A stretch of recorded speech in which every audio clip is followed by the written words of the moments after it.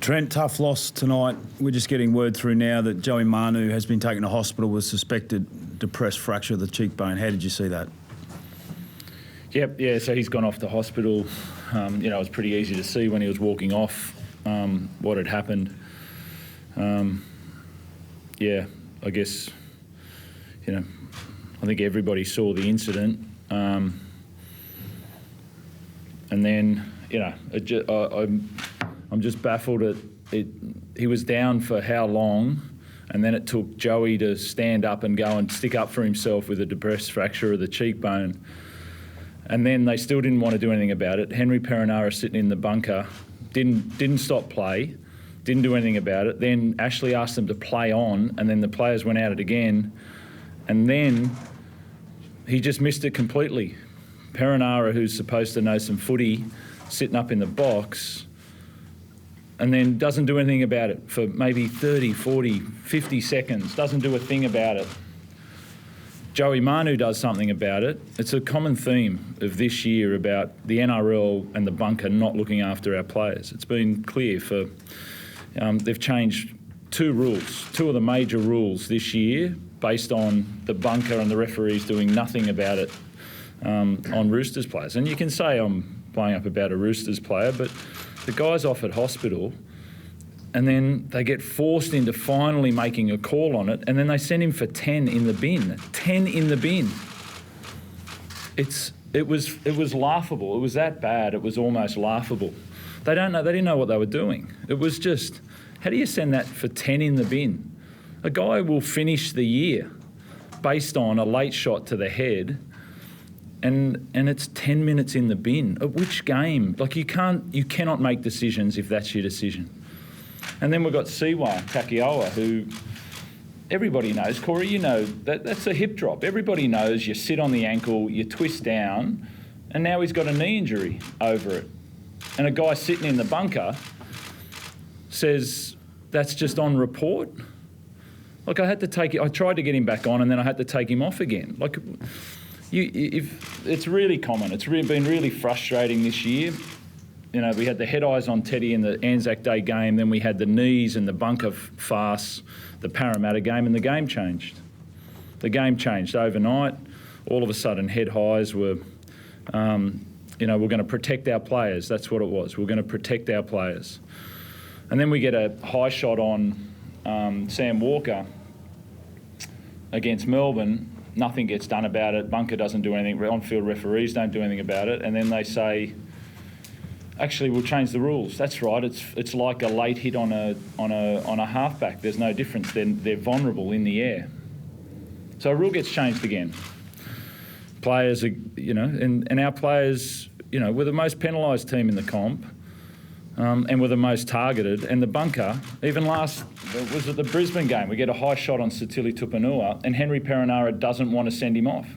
Ashley Klein had to talk him into saying it was a high tackle, and I had to take him off, and he was in concussion protocols all week. Get out of there. If you can't do it, get out of there, or just get rid of it all completely. Get rid of it completely. If you cannot do the job, get out of there. And it's shown that the NRL bunker cannot do their job this year. It's been a farce. It's been an absolute farce.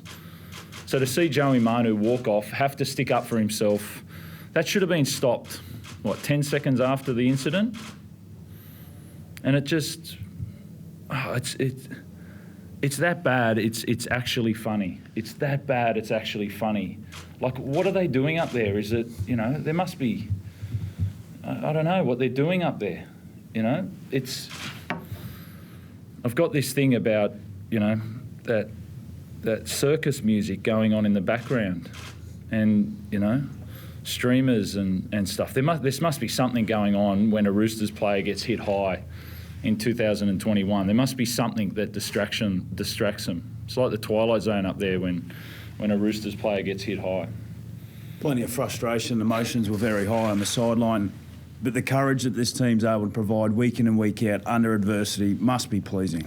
Yeah, I said, look, I was really proud of them tonight. We had, I really liked, we came out at half-time, fought our way back to 24-12, and it was right there.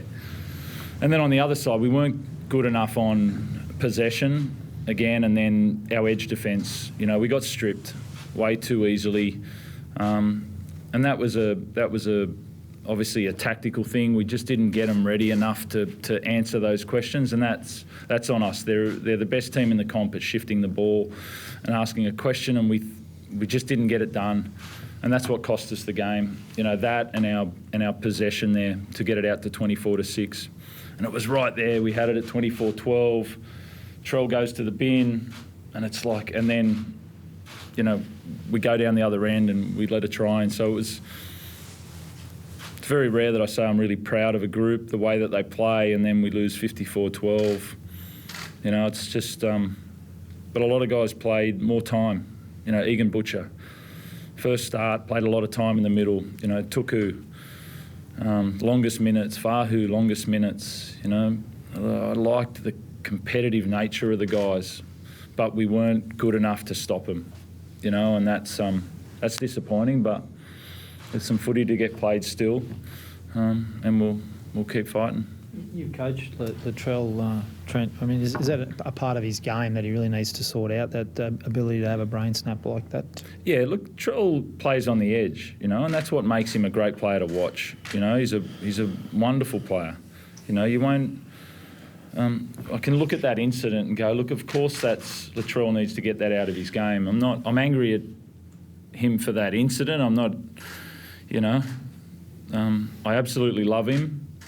And I was so frustrated at that point. He's just cost one of his good mates the rest of the season and fractured his cheekbone, you know, and that, it's not on, you know, it really hurts. But also, you know, Latrell plays the game in a certain way, and, you know, it frustrates opposition fans, and it would have frustrated ours, but we got to enjoy him for a long period of time as well. But you can't hit someone high with that force and not suffer the consequences. Thanks.